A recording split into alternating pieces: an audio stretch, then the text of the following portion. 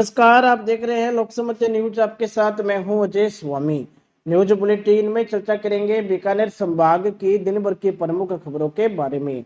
खबरों की अपडेट के लिए जुड़े रहे लोकसमत न्यूज चैनल के साथ। चैनल को सब्सक्राइब करें, साथ ही बेल आइकन को जरूर दबाएं ताकि खबरों की पल पल की अपडेट आपको मिलती रहे। शुरुआत करेंगे खबरों की। श्रीगंगानगर में आज पुलिस शहीद दिवस के अवसर पर अपने कर्तव्य के निर्वहन के दौरान शहीद हुए पुलिस कर्मियों की याद में पुलिस लाइन श्रीगंगानगर में सम्मान गार्ड का आयोजन किया गया। साथ ही शहीदों की शहादत को भी याद किया गया। शहीदों को सलामी दी गई और पुष्पांजलि अर्पित की गई। इस अवसर पर जिला पुलिस अधीक्षक आनंद शर्मा सहित बड़ी संख्या में पुलिस अधिकारी व पुलिसकर्मी उपस्थित रहे। शहीद दिवस समारोह में जिला पुलिस के समस्त सेवानिवृत्त अधिकारियों कर्मचारियों को विशेष रूप से आमंत्रित किया गया। इसके बाद शहीदों की याद में पुलिस लाइन परिसर में वृक्षारोपण किया गया और शहीद ताराचंद को याद कर ताराचंद वाटिका में श्रद्धा सुमन अर्पित किए गए। इस दौरान शहीद दिवस के उपलक्ष्य में राजकीय जिला चिकित्सालय में रक्तदान शिविर का आयोजन किया गया, जिसमें बड़ी संख्या में पुलिस कर्मियों ने रक्तदान किया। बढ़ेंगे अगली खबर की ओर। घनश्यामपुर से संवाददाता सूरज गुगलानी ने बताया कि आम आदमी पार्टी करणपुर विधानसभा के कार्यकर्ताओं ने आज विद्युत संबंधित विभिन्न मांगों को लेकर करणपुर में विद्युत कार्यालय की अधीक्षतन अभियंता को मुख्यमंत्री अशोक गहलोत के नाम ज्ञापन सौंपा। साथ ही महंगी बिजली सहित विभिन्न मांगों को लेकर प्रदर्शन भी किया गया हुए हैं। और हमारा मेन उद्देश्य जो है वो है राज्य सरकार को चेताना, क्योंकि जिस प्रकार से बार बार बिजली के दामों में बढ़ोतरी की जा रही है, जिस प्रकार से जनता को सरचार्ज के नाम पर, जनता को स्थायी शुल्क के नाम पर लूटा जा रहा है, उस लूट को राज्य सरकार बंद करे। क्योंकि जिस प्रकार से हम ये देख पा रहे हैं कि आज आम उपभोक्ता को बिजली जो है वो 10 रुपए प्रति यूनिट से भी ज्यादा मिल रही है, जिसके कारण उसका जो दैनिक उपभोग है, दैनिक खर्चा है, वो सहन नहीं हो पा रहा है। एक 10,000 रुपए कमाने वाला व्यक्ति जो है वो कम से कम अपनी कमाई का आधा हिस्सा बिजली के बिल के रूप में दे रहा है। तो राज्य सरकार से हमारा ये निवेदन है कि इस पर गंभीरता से विचार करते हुए बिजली का जो रेट है वो राजस्थान में कम करे, क्योंकि जनता बहुत त्रस्त है। अगर सरकार इस पर गंभीरता से अमल नहीं करेगी तो निश्चित तौर पर जनता जो है आने वाले चुनावों में इनको जवाब देगी। बहुत बहुत धन्यवाद। बढ़ेंगे अगली खबर की ओर। बीकानेर से संवाददाता भवानी जोशी ने बताया कि बीकानेर के दौरे पर आए खाद्य नागरिक आपूर्ति मंत्री प्रताप सिंह खत्रियावास ने आज प्रेस वार्ता कर भाजपा नेताओं पर व्यक्तिगत हमला किया है। उन्होंने केंद्रीय गृह मंत्री अमित शाह व पूर्व मुख्यमंत्री वसुंधरा राजे पर जमकर निशाने साधे। उन्होंने कहा कि अमित शाह जोधपुर में आकर कांग्रेस को कुर्सी खाली करने के लिए कहते हैं, जबकि कुर्सी उनके पिताजी राज दादो शाह की नहीं है। इस दौरान खत्रियावास ने राजस्थान में हुए सियासी घमासान पर भी अपना बयान दिया। बीजेपी ने एक सवाल खड़ा किया लीगल, और बीजेपी कहती है कि साहब ये लीगली ऐसा है वैसा है। कुछ नहीं है।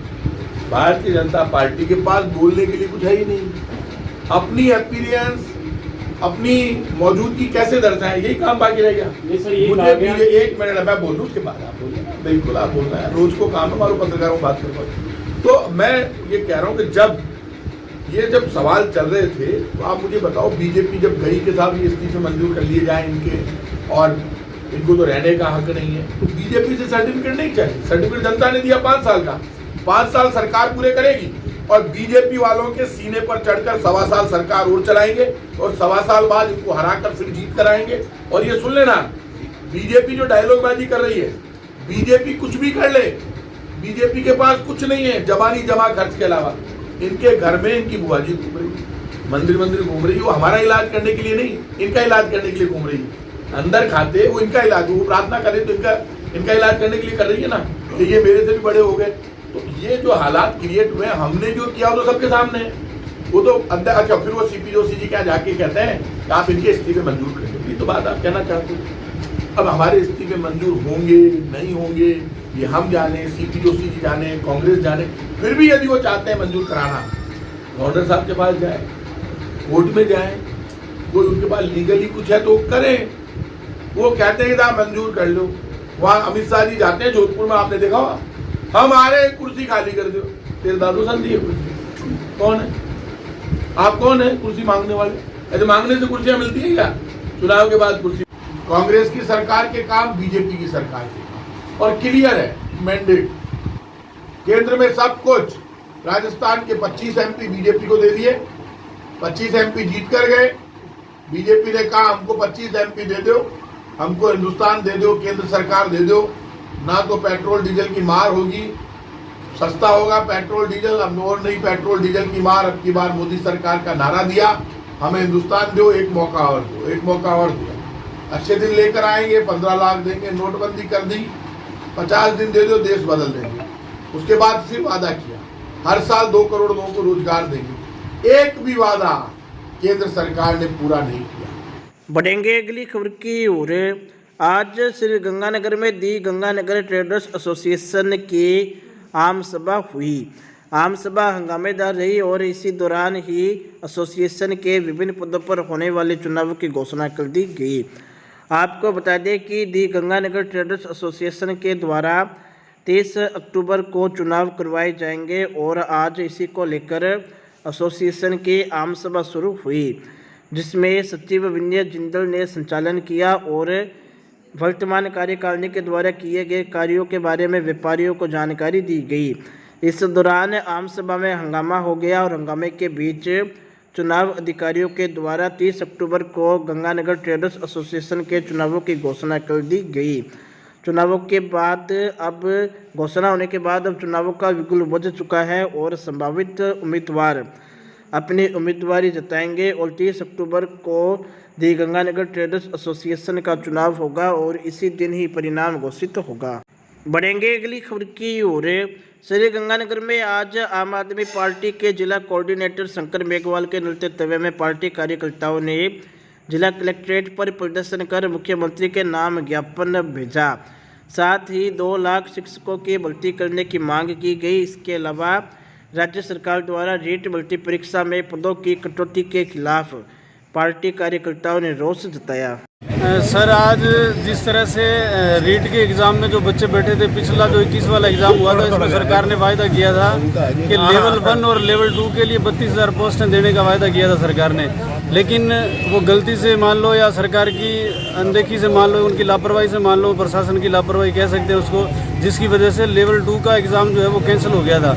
जिससे उस रोष को शांत करने के लिए सरकार ने लेवल 2 के बच्चों से ये प्रॉमिस किया कि हम जो 22 में वैकेंसी निकालेंगे उसमें आपको बढ़ा करके 16 की जगह 32,000 वैकेंसियाँ देंगे। लेकिन सरकार ने वैकेंसियाँ तो दी, लेकिन 32,000 की जगह से 6,000 वैकेंसियाँ कम करके दी है। इस बात का बच्चों में बहुत रोष है। उसी मांग को लेकर के हम सरकार के आज कलेक्टर के माध्यम से ज्ञापन देकर के सरकार को जगाना चाहते हैं कि बच्चों के साथ इस तरह का खिलवाड़, बेरोजगार युवाओं के साथ ये खिलवाड़ करना आप बंद करें, उनको रोजगार उपलब्ध कराने का काम करें। इन तमाम मांगों को लेकर के आज आम आदमी पार्टी इन बच्चों के साथ खड़ी होकर के मुख्यमंत्री को ज्ञापन देने के लिए पहुंची है।